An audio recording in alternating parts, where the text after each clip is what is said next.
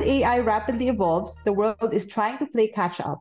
One of the sectors that is bracing for impact due to AI is the workforce. The co-founder of LinkedIn is predicting the demise of the so-called 9-to-5 job and the rise of contractual work in the next decade. Let's discuss this with Jonathan Yabut, founder and managing director of JY Consultancy and Ventures. So I'd like to get your comments regarding the predictions of LinkedIn co-founder predicting the demise of the so-called 9-to-5 job and the rise of contractual work in the next decade. Do you agree with his prediction? Yes and no. So first and foremost, I think Hoffman said this not in absolutist terms. So I think he's referring to certain jobs and positions that are more linear and more project-based. So if you ask me, can someone who's been formerly doing a poster for a workshop be replaced by Canva? I think the answer is yes. I myself can attest to that. I had 5 social media designers before in my business, and I had to let go of some people because I thought it was more cost efficient for me to use Canva on my own, because for one push of a button that can be done. However, I do think that for certain senior leadership and management positions, companies are still going to be smart enough to not let go of their people and rely purely on contractual work. And the reason for that is because we all know that we can attribute success of companies to culture and sharing of values. You don't want people to just come and go and not be emotionally invested to the business. You want people who are going to be there for the long run. So when it comes to strategic thinking, arts, or let's say, for example, talent management, I don't think that AI is going to replace any of these. And more importantly, I don't think that companies will prioritize profits with getting contractual folks versus getting people who are going to be there for the long run. I'm just kind of surprised when you talked about the arts, because you would think that is something that cannot be, I guess, automated. But you have mentioned that, you were able to do that. Yeah, that's right. So maybe I think when people think of arts, they think of, let's say, creating a painting or let's say creating a poster. So those are the kinds of arts that can have certain patterns. But talking to people is also part of art. Like winning a relationship, if you happen to be a sales agent selling insurance or real estate, these are examples of art wherein people want to feel special. They want someone to talk to them, show them around the property. And I think it's going to take a while until people will feel comfortable that they're talking to a robot or they're talking to a chatbot selling them these items. So aside from the arts, as you had mentioned, like what other sectors will be impacted the most by this?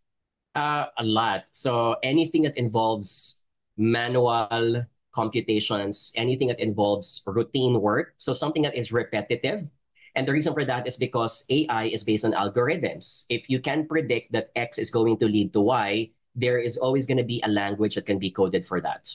So to give you an example, banking in the 1950s, 1940s became repetitive. You have someone depositing, you have someone withdrawing, someone asking for a loan. And so easily ATMs was able to replace that.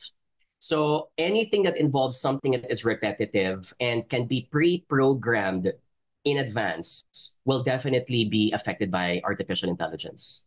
So a lot of jobs, actually, if you think about it. A lot of jobs. If there's anything that I would make a very strong exemption, it will be anything that involves more complex thinking that cannot be pre-programmed. So for example, leadership is going to be hard to be eradicated by AI because it involves both logic, but also emotion. So simple things such as, I want to understand why my employee is always late. That can't be something that an artificial intelligence can simply identify and manage on their own. You have to be responsive as well. And it's not just a cookie cutter, response. Yeah. You have to get cues as well. That's right. That's right. April, if I may also add, notice that 5 years ago, chatbots were a very important deal for a lot of companies. And up until today, it has become a dominant way of managing your customer service to cut on costs and to also make it accurate somehow. But notice that a lot of companies these days are cutting back on that. In fact, the high-end and premium companies are shifting back into human customer service. And the reason for that is because there's really a big difference when someone understands your question. Plus, if you're complaining, a level of compassion still needs to be there. And unfortunately, artificial intelligence may not be able to relate on that side. So how do you think Filipino workers feel about AI? Do they feel threatened, or, are they more like, well, this is an opportunity for us because as workers, AI can actually make us more efficient and better and focus on what matters most?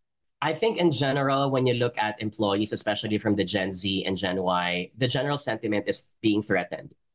And the reason for that is because the positions and roles that these people hold today are more project-based. So when you look at, for example, the BPO industry in the Philippines, a lot of this, whether it's voice-based or non-voice-based, can be very repetitive. A lot of freelancers and virtual assistants in the Philippines, their job is to create posters. Their job is to create videos. Their job is to proofread, whether it's medical underwriting or whether it's someone's novel from someone in the United States, for example. Definitely these things in the next 5 years can be so, the artificial intelligence technology can be so good that they can simulate what a human being does. And I need to highlight that this technology are not really that new. If you look at examples of Canva and Grammarly, Grammarly is used for improving your grammar and your writing. People think that they're new, but they've been there for almost 10 years now. It just so happened that they become more dominant and popular because there are more people who are using it in the Philippines. But in the other parts of the world, they've been dominant for quite a while. So I can totally sympathize because there will be people who may lose their jobs or who may lose clients because of this technology. Of course, I'm going to make a disclaimer here. If I go back to the example of the ATMs, when ATMs came in, it threatened a lot of tellers. But at some point, creativity of humanity changed. When tellers were replaced by ATMs, it gave us a lot of time to think of new products and services.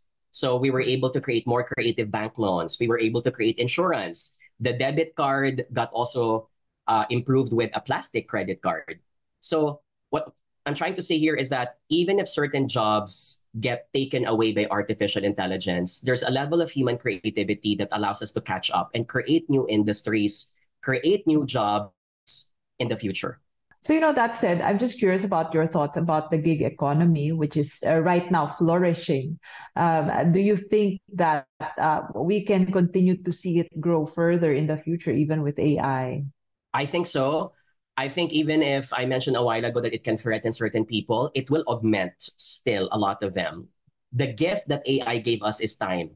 If you hire a social media graphic designer 5 years ago, it might take them 2 hours or 3 hours to create a poster. Now, if you give the same job to another designer, it can only take them 30 minutes or 1 hour, for example. So my point also here is I don't think that AI is generally going to replace a lot of freelancers. However, if you're that type of freelancer who does not know how to use AI, you might not be in the priority list of other clients who want to get someone who's more technologically abreast. So do you have any recommendations to the government as to how it can ride the AI wave and actually take advantage of it? You're reading my mind, April, when you ask that question. This is where the government definitely needs to intervene because unfortunately, there's going to be a digital divide.